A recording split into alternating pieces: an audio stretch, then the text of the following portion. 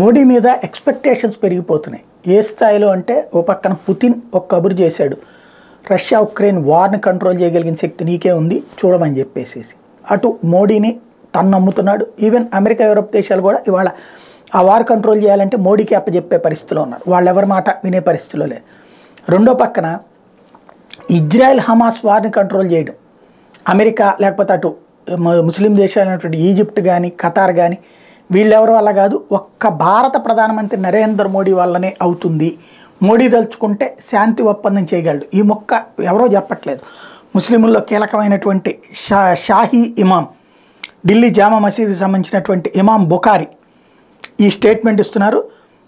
Islamic countries వల్ల కాదు, only Narendra Modi వల్ల మాత్రమే సాధ్యమవుతుంది ఇజ్రాయెల్ పాలస్తీనా సమస్యకు పరిష్కారం.